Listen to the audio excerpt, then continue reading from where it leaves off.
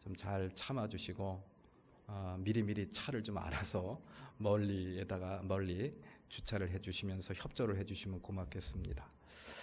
자, 우리 옆에 사람, 앞뒷 사람 함께 인사 나누시죠. 사랑합니다. 축복합니다. 인사하시죠.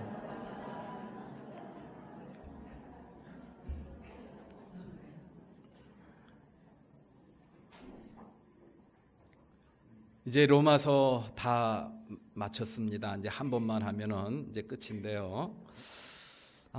이 로마서를 이렇게 쭉 읽고 또 함께 말씀의 의미를 나누면서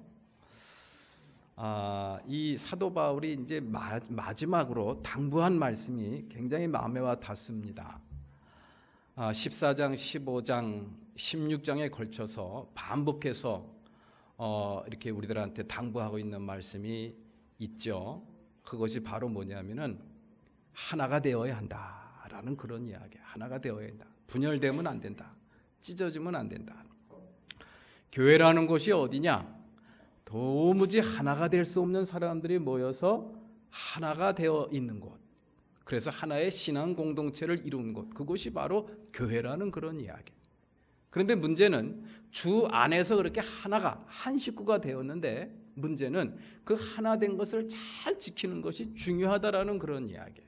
그래서 몇 가지 지침과 몇 가지 원리를 저희들한테 가르쳐 줬어요. 그 첫 번째가 제일 먼저 기억나는 게 뭐냐면은 다른 사람을 뭐 하지 말라 그랬어요? 비판하지 말라. 판단하지 말아라. 함부로 판단해서는 안 된다. 그러니까 이 공동체가 균열이 되고 분열이 돼가지고 상처를 받고 또 떠나는 그러한 현상들이 간혹가다 일어나는데 거기에 그 출발점이 어디냐? 남을 비판하는 거예요. 판단하는 데서부터 비롯되더라는 그런 이야기예요. 함부로 판단하지 말아라. 그리고 또 하나가 있었죠. 믿음이 약한 사람들을 어떻게 하라 그랬어요? 야단치라 그랬어요? 잘 돌봐줘야 된다. 믿음이 약한 것은 잘못되거나 틀린 게 아니라 어떤 것이라고요? 다른 것이다. 다른 것이기 때문에 우리가 잘 돌봐줘야 되고 보살펴줘야 될 대상이지 그걸 갖다가 정죄하거나 야단을 치거나 허물을 끄집어낼 일은 아니다라는 것을 저희들한테 가르쳐 주셨어요. 그리고 또 마지막으로 로마서 15장 6절 말씀에는 너희들은 한 마음과 한 입으로 아버지께 영광을 돌려야 한다. 마음이 하나가 되지 않으면은 하나님 앞에 영광을 돌릴 수가 없다라는 사실을 저희들한테 이렇게 우회적으로 가르쳐 주셨습니다. 이렇게 사도 바울은 이 신앙 공동체, 주 안에서 하나됨을 이룬 이 신앙 공동체를 매우 소중하게 여겼다는 것을 우리는 알 수가 있습니다. 그런데 이 교회 안에는 그렇게 주 안에서 하나된 공동체를 갖다가 분열시키는 그런 세력들이 있었어요. 사도 바울이 이방인들에게 복음을 전하는 사도로서 삶을 잘 살아왔는데 많은 고통과 상처들이 있었죠. 사도 바울이 이방인을 위한 사도로서 살면서 가장 큰 고통과 상처는 무엇이었을까요? 감옥에 갇히는 거? 매 맞는 거? 굶는 거? 고독하고 외로운 거? 아닙니다. 이 신앙 공동체가 복음을 듣고 주 안에서 하나가 된 신앙 공동체가 편가르기가 되고 깨지고 분열되는 거예요. 그게 너무너무 가슴이 아파하는 그런 사도 바울의 모습을 우리가 볼 수가 있습니다. 그래서 우리 믿음의 권속들, 이곳에 모여있는 우리 사랑하는 권속들은요, 절대로 분열되면 안 돼요. 분열되는 그러한 어떤 말도 해서는 안 되고 그런 생각도 해서는 안 됩니다. 그것은 하나님의 일이 아닙니다. 성령께서 하시는 일이 아니에요. 그것은 악한 영, 악마가 하는 일이라는 것을 오늘 본문에도 저희들한테 가르쳐주고 있습니다. 왜 그렇게 사도 바울은 이 교회가 신앙 공동체가 분열되는 것을 왜 이렇게 가슴 아파했는가? 복음으로 인해서 하나된, 그래서 은혜로운 공동체로 하나가 된 사람들이 이 분열로 인해서 다툼으로 변하게 됩니다. 다툼이 생겼다는 그런 이야기예요. 다툼이 깊어지고 다툼이 커지게 되면은 공동체는 무너지게 되는 것이죠. 그것이 사도 바울이 가장 가슴 아파하는 일들이었습니다. 그래서 사도 바울은 그들의 정체를 밝히고 있어요.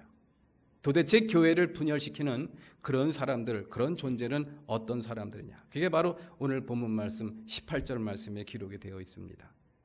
이런 사람들은 우리 주 그리스도를 섬기는 것이 아니라 자기네 배를 섬기는 것이며 그럴듯한 말과 아첨하는 말로 순진한 사람들의 마음을 속이는 것이다.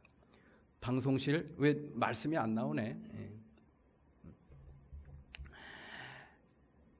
자기네 배를 섬기는 사람들, 그럴듯한 말과 아첨하는 말로 순진한 사람들의 마음을 속이는 그런 사람들을 갖다가 여기서 정체를 밝히고 있습니다. 저는 이 말씀을 보면서 그런 생각이 들더라고요. 우리 주변에 이단들 많이 있죠. 그리고 사교 집단들 많이 있습니다. 이 사람들의 가장 큰 특징 중에 하나가 뭐냐 하면요, 말을 잘합니다. 기가 막히게 말을 잘해요. 그리고 또 하나, 엄청나게 친절합니다. 간이라도 빼줄 것처럼 그렇게 친절해요. 그런데 그러한 사람들의 궁극적인 목표는 바로 뭐냐? 바로 자기네 배를 섬기는 것이다. 자기네 배를 채우는 것이다 라는 것으로 사도 바울은 그들의 정체를 고발을 하고 있습니다. 빌립보서 3장 19절 말씀에도 이렇게 기록하고 있죠. 그들은 배를 자기네의 하나님으로 삼고 자기네의 수치를 영광으로 삼고 땅의 것만을 생각합니다. 배를 자기네 하나님으로 삼는 그런 사람들.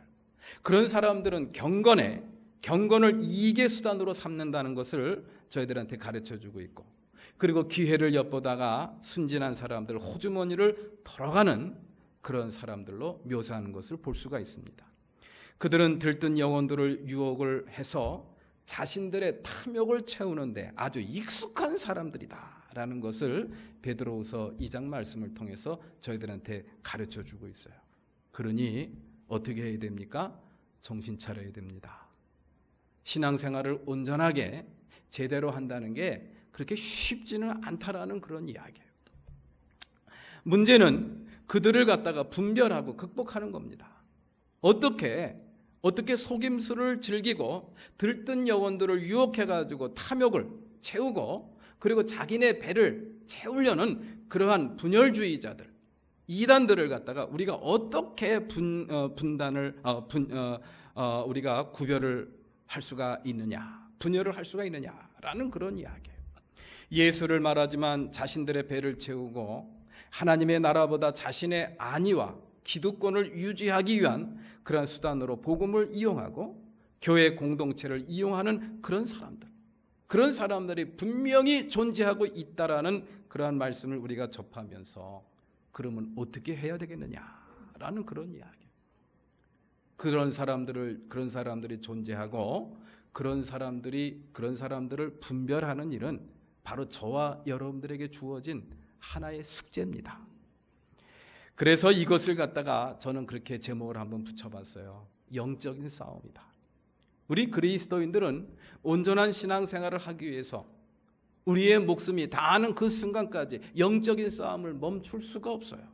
왜? 우리 주변에 가짜들이 너무 많이 있기 때문이죠. 자, 그래서 오늘 본문 말씀에서 그렇게 영적으로 잘못된 사람들을 분별하고 교회를 분열시키는, 신앙 공동체를 분열시키는 그러한 사람들을, 그러한 무리들을 갖다가 분별할 수 있는 그러한 그러한 기결을 저희들한테 19절 말씀에 이렇게 저희들한테 가르쳐주고 있습니다. 아주 매우 중요한 말씀이죠. 다 같이 한번 읽어보겠습니다. 19절 말씀 다 같이 시작. 나는 여러분이 선한 일에는 슬기롭고 악한 일에는 순진하기를 바랍니다. 선을 행하는 데는 슬기, 소프스가 필요하다라는 그런 이야기예요. 이 소프스라는 것은 단순한 지능을 의미하지는 않습니다. 영적인 민감함과 재치가 필요하다라는 그런 이야기예요. 선을 행하는 데 있어서는 능수능란한 기술자가 되어야 한다라는 그런 이야기예요. 정성을 들여야 되고 잘 해야 된다라는 그런 이야기예요. 그런데 악한 데는 어떻게 해야 되느냐? 악한 데는 순진해야 된다. 아케라 이우스, 이것은 뭐냐 하면요, 섞이지 않은 순수한, 그리고 둔하고 물들지 않은 아주 투박한 그것을 갖다가 여기서 순진해야 된다라는 그러한 말씀으로 번역을 해 놓았습니다. 결국 선을 행하는 데는 아주 익숙한 그런 숭늉공이 되어야 하고, 악을 행하는 데는 아예 무식한 사람이 되어야 한다, 몰라야 된다라는 그런 이야기예요. 아예 손도 대지 말고 근처에도 가서는 안 되는 그러한 마음의 자세가 필요하다라는 것을 저희들한테 가르쳐 주고 있어요. 그래서 그리스도인들이 온전한 믿음으로 영을 분별하면서 신앙생활을 잘 하려면은 어떻게 해야 되느냐? 두 가지가 동시에 필요합니다. 믿음 또는 신념과 기술이 필요하다라는 그런 이야기. 신념과 기술이 필요합니다. 그리고 슬기와 순수함이 동시에 필요하다는 것을 성서는 저희들한테 가르쳐 주고 있습니다. 신념과 기술, 슬기와 순수함을 동시에 지닌다는 것은 이게 쉬운 일이 아닙니다. 신앙생활을 한다는 것은 무조건 착해도 안 되고 무조건 순진해서도 안 된다라는 그런 이야기. 모든 것이 다 하나님의 은혜로 된다는 믿음도 중요하지만 그 믿음을 자신의 삶 속에 잘 적용시켜 나가는 데 있어서 치밀한 기술이 필요하다. 무엇이 필요하다고요? 기술, 치밀한 기술이 필요하다. 모든 것이 하나님의 은혜로 이루어진다라는 그런 신념과 믿음, 이게 굉장히 중요한 거예요. 그러나 그에 못지않게 중요한 것은 바로 뭐냐? 그러한 신념과 믿음을 우리의 삶 속에 구체적으로 적용시켜 나가는 그러한 기술이 필요하다라는 그런 이야기. 이것은 우리들에게 주어진 과제이기도 하고 숙제이기도 합니다. 그래서 오늘 본문에서 사도 바울은 교회를 분열시키는 사람들의 배후를 갖다가 악한 영으로 규정을 하고 있는 것을 보게 됩니다. 그 악한 영의 역사를 분별하고 물리칠 수 있다는 사실을 이렇게 이야기를 해주고 있어요. 오늘 본문 말씀 20절 말씀이죠. 20절 말씀. 평화의 하느님께서 곧 사탄을 쳐부수셔서 여러분의 발 밑에 짓밟히게 하실 것입니다. 이랬습니다. 평화의 하나님께서 사탄을 쳐부셔서, 다시 말해서 신앙 공동체를 갖다가 분열시키는 그런 악한 그런 세력들의 배후를 갖다가 여기서 악한 영, 사탄으로 규정을 하고 있는 것이죠. 그러한 사탄은, 그런 악한 영은 하나님께서 쳐부수고 여러분들 발 밑에 짓밟히게 하실 것이라고 분명히 약속해 주셨어요. 그 악한 영의 역사를 하나님께서 막아주시겠다라는 그런 이야기. 그러면서 우리에게 할 일을 가르치고 계신데, 그것이 바로 뭡니까? 선을 행하는 데는 슬기로워야 되고 악을 행하는 데는 어떻게 하라고요? 순진해야 된다라는 그런 말씀을 저희들한테 가르쳐 준 겁니다. 그렇습니다. 우리가 믿음 생활 하는데도 무조건 착하고 무조건 순종하고 무조건 순진한다고 잘하는 게 아닌 것 같아요.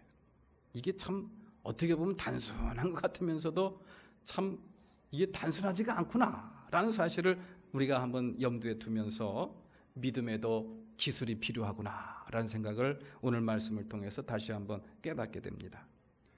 하나님께서 모든 것을 우리에게 허락해 주시고 돌보시고 인도하시는 것은 맞습니다. 그러한 믿음을 가져야 됩니다. 그런데 동시에 우리들이 해야 될 몫이 존재하고 있다라는 그런 이야기. 우리들이 해야 될 몫, 그것이 바로 믿음의 기술이고 그것이 곧 영적인 전투가 아닐까라는 그런 생각을 해보게 됩니다. 오늘 본문에서 그런 영적인 전투의 모습을 이렇게 가르쳐주고 있죠. 바로 17절 말씀이죠. 분열을 일으키며 올무를 놓는 사람들을 경계하고 멀리 하십시오.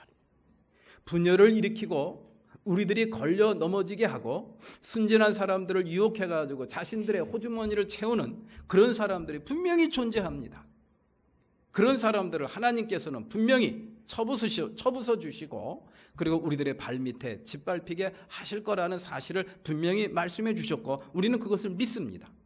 그러나 동시에 우리에게 주어진 몫이 있는데 그들을 어떻게 하라고요? 멀리하고 그들을 경계하는 것. 이것은 우리들이 해야 될 몫이라는 그런 이야기예요. 다시 말해서 저와 여러분들은 이 세상을 살면서 하나님 앞에 서는 그 순간까지 영적인 전투를 우리는 해야 될 그러한 사람들이다라는 것을 저희들한테 가르쳐 주고 있습니다.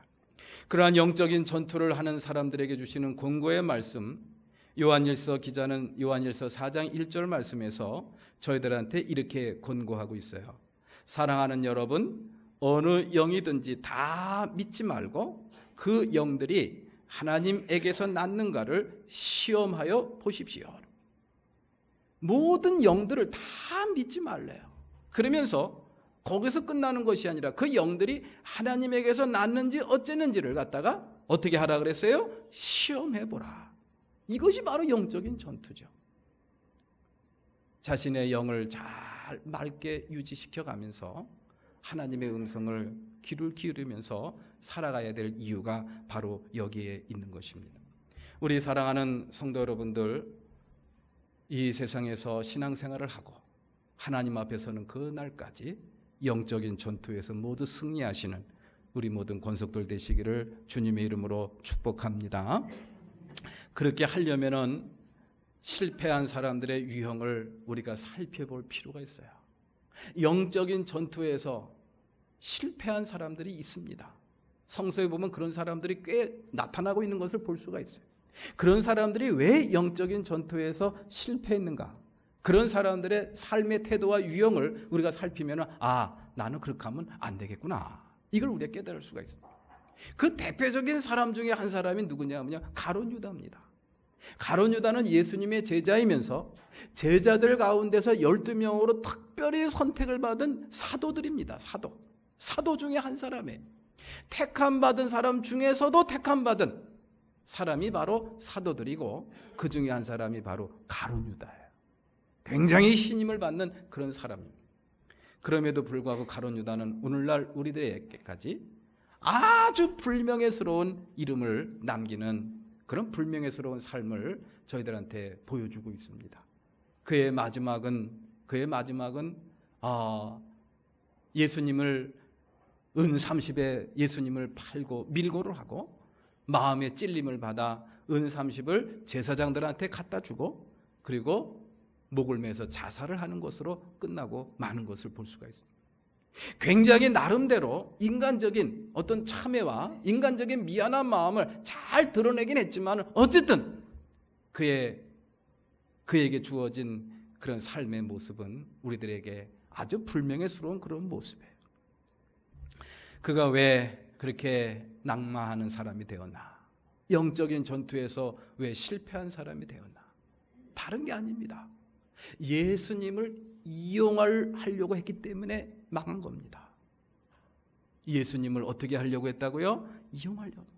예수님이 굉장히 뛰어나신 분이고 능력 있는 분이라는 사실을 깨닫고 그분의 제자가 되기로 다짐을 하고 사도가 되었어요. 그런데 어느 날 예수님이 나는 죽어야 되고 또 고난을 받아야 되고 죽어야 된다는 사실을 이야기할 때 이제 마음속에 악마가 그의 마음을 틈타고 들어와서 그의 마음에 이런 마음을 줍니다. 그러면 나는 뭐가 되는 거지? 내가 3년 동안 저분을 따라다녔는데 나에게 남는 게 뭐가 있는 거지? 그러면서 예수를 갖다가 은 30에 밀고를 하고 판 겁니다. 그렇습니다. 우리가 신앙생활을 하면서 이 처음에 신앙생활을 할 때는 그런 경우가 있어요. 하나님을 믿음으로 말미암아 나에게 주어지는 은혜와 축복을 간절히 갈망하는 그런 삶의 태도. 예수를 믿는 믿음으로 말미암아 내 마음이 밝아지고 또 내게 모든 치유의 능력이 임하고 또 마음이 평안해지는 그런 기쁨과 감격을 맛보는 것. 이제 이런 것으로 출발을 하고 시작하는 그런 경우가 참 많아요. 내 사업도 잘 되고 내 병도 고침을 받고 내 마음에 있는 기도의 제목도 다 들어주시고. 근데 그걸로 끝나면 안 됩니다. 그걸로 신앙생활을 처음부터 끝까지 유지하는 것은 자칫 잘못하면 우리의 삶 속에서 신앙이 왜곡될 수가 있어요. 신앙이 왜곡되면 거기에서 오류를 범합니다. 예수 그리스도는 저와 여러분들의 기쁨이 돼야 됩니다. 다시 말해서 예배의 대상이 돼야 되고 사랑의 대상이 돼야 할 줄로 믿으시기를 바랍니다. 그분을 통해서 내가 어떤 유익을 취하려는 그런 마음? 처음에는 그렇게 시작할 수도 있어요. 그러나 그것이 곧 신앙의 궁극적인 목표가 돼서는 안 됩니다. 예수님은 나의 사랑의 대상이 되어야 됩니다. 예수님은 나의 예배의 대상이 되어야 되고 나의 기쁨과 즐거움의 대상이 되어야 할 줄로 믿으시기 바랍니다. 그런데 가룟 유다는 그걸 끝까지 지키지를 못했어요. 이용을 하려고 했다가 결국 오류를 범하게 되었고 비참한 인생을 맞이하게 된 것을 우리는 볼 수가 있습니다. 우리 사랑하는 성도 여러분들, 예수님을 사랑하시는 그러한 온전한 믿음의 소유자들이 되시기를 주님의 이름으로 기원합니다. 하나님을 사랑하십시오. 하나님을 사랑하고 예수님을 사랑하는 거, 그게 바로 온전한 믿음입니다. 그래서 예수님을 배반하고 갈릴리 바다로 도망쳤던 이 베드로에게 부활하신 예수님이 찾아가서 3번씩이나 똑같은 걸 확인을 하셨죠. 내가 나를 어떻게 하느냐? 사랑하느냐? 예, 제가 주님 사랑합니다. 내가 나를 사랑하느냐? 아니, 사랑한다니까요. 아시잖아요. 내가 나를 사랑하느냐? 제가 사랑하는 거 아시지 않습니까? 그런데 내가 예수님을 부인하고 저주까지 하고 마음에 양심의 가책을 받아 이곳까지 도망가서 내가 이렇게 참여하고 있는 거 아시지 않습니까? 내가 이렇게 부족하고 잘못한 것이 있지만은 그럼에도 불구하고 나는 주님을 사랑하는 거 주님 아시지 않습니까? 그러면 됐다. 그러면서 베드로에게 새로운 일을 맡기는 예수님의 음성을 여러분들 마음에 한번 새기시기를 바랍니다. 똑같은 거를 3번씩이나 물어본 이유가 있어요. 내가 나를 사랑하느냐? 사랑하는 거, 그게 바로 진정한 믿음이에요. 그게 바로 진정한 신앙입니다. 그렇게 사랑하는 사람들에게 나타나는 삶의 현상과 태도가 있습니다. 사랑을 하게 되면요, 그 사랑하는 대상의 말에 귀를 기울이고 그 사랑하는 대상이 기뻐하고 좋아하는 일을 합니다. 그게 바로 진정한 사랑이죠. 우리 사랑하는 성도 여러분들이 하나님을 사랑하고 예수님을 사랑한다고 하면은 예수님의 말씀과 하나님의 말씀에 귀를 기울이는 사람이 됩니다. 왜? 그분의 마음을 헤아려야지. 그분이 기뻐하는 것이 무엇인지 알아야지 그분이 기뻐하시는 것을 우리가 행할 수 있는 거 아니겠습니까? 예수님께서 사랑하는 제자 셋을 데리고 변화산에 올라가셨어요. 누구누구 데리고 갔죠? 베드로와 야고보와 요한 데리고 갔는데 예수님께서 기도하는 순간에 놀랍게 변화되는 놀라운 역사가 일어나요. 그래서 그 산 이름이 변화산이 됐대요. 얼굴이 환해지고 눈이 부셔서 쳐다보지 못할 정도로 환해졌어요. 그리고 예수님이 입었던 꾀재재한 옷도 하얀 옷으로 변했습니다.